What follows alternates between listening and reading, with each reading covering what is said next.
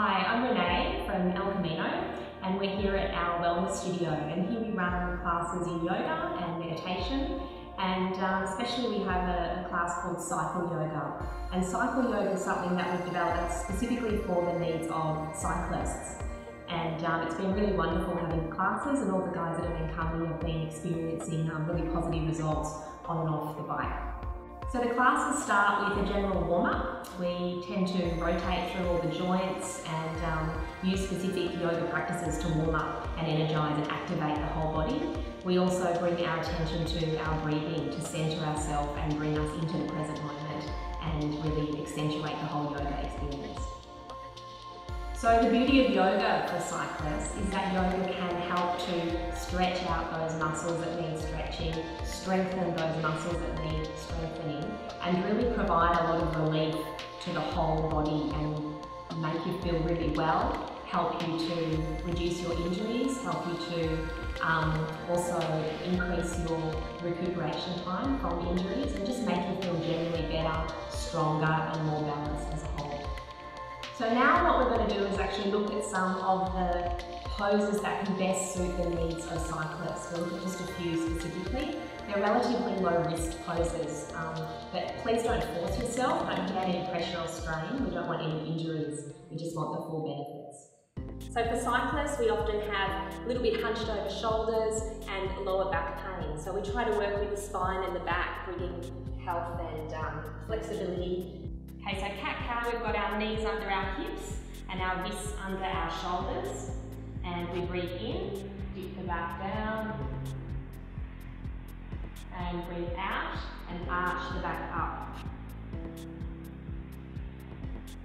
So breathing in, the hips and the shoulders coming up, the back arching down, looking up a little and breathing out. Hips and the shoulders come down with the back coming up. Find that relieves all the tension and soreness through the back. So another pose that's great for the back and also for opening up through the chest and shoulders, and furthermore for stretching through the hips and groin, is extended child's pose. So if we bring our toes together with our knees open, and then we're going to walk the hands forward with the palms of the hands flat, and then gently bringing the hips down toward the heels. And then let the chest come toward the floor and rest the forehead down onto the floor. And then just gently letting the hips come down, and you'll feel that stretch right through the back and through the hips, hip flexors as well. So in all our cycle yoga classes, we put a lot of attention onto the hips, the legs, and developing strength, but also lengthening all those muscles, loosening all those muscles. So something that we do all the time is lunge, a lunge called crescent lunge in yoga. So we'll get our alignment right first. If we bring our knee above our ankle, and the knee needs to be straight, pointing straight forward so that we don't do any damage to the knee area. For the beginning version, have the back leg resting on the floor, and you can just pop your fingers on the floor. Lengthen through the back, try not to be hunched, but lengthen forward and just looking forward. You can spend a minute or two in this pose and just breathing to let the muscles lengthen. And when you're ready to move into the full pose, you bring your back leg off the ground, pressing back through the back leg, and bring your whole body up, clasping your fingers and adding a back bend.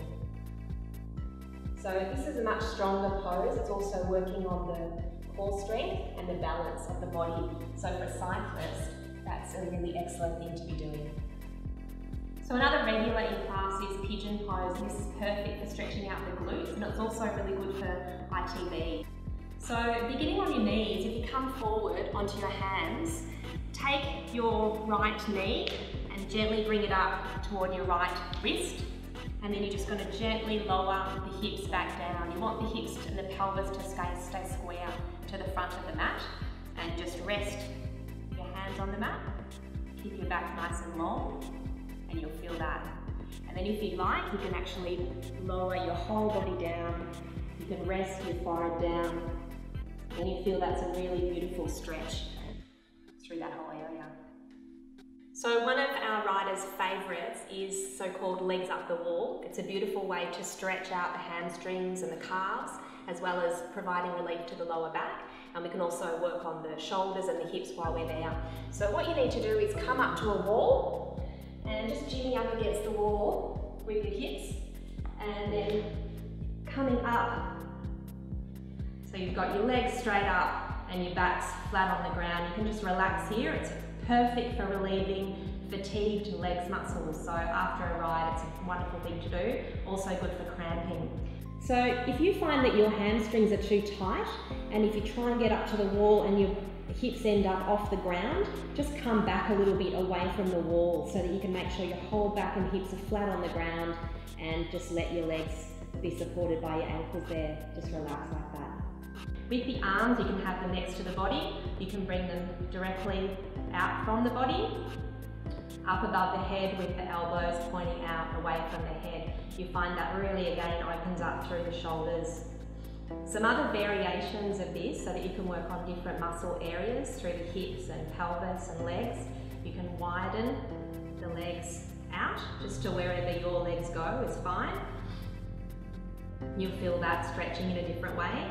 Then you can also bring your soles of your feet together, just gently pressing away from the body with the knees. And then finally, to get another stretch through the glutes, just bring the foot below the knee. Just gently press that knee away from the body. And if you like to intensify it, you just lower the top leg so that leg's coming forward. And then back up here. If you spend a few minutes like this every night or after a ride, you'll feel it really relieves all that soreness and provides great recovery to your legs. So I hope you've really enjoyed that. If you spend a few moments each day practicing some of these postures and stretches, I'm sure you'll find great benefits both on and off the bike. And best of all would be to go to a full yoga class, experience all the benefits that yoga can bring to you, body, mind and spirit, because there's so much more. You can come to any of our classes, our cycle yoga classes at the Camino Wellness Studio here, and otherwise you can find a local class and experience all the different kinds of yoga that there are out there. So you can follow us on Facebook, look for Cycle Yoga Way. We present lots of different information in relation to yoga and cycling. So I really wish you all the best, and stay flexible, stay strong and happy riding. I ride about 10 to 12 hours a week, which is about 250, 300k. Some of it just on flats, but also trying to find a bit of hill work as well, just to get to the variety in there. So yeah, all around riding. I've been finding lots of great benefit when I'm riding, especially long distances. I used to get a lot of pain in my upper arms, so it's been helping heaps with that, and just general being able to ride sort of steadier longer. It's been really good for that. And then also after I get off the bike, I'm feeling less stiff, so it's helping me to sort of stretch out things and sort of open up a little bit after I've been riding along for such a, for a period of time. So yeah, it's been really good.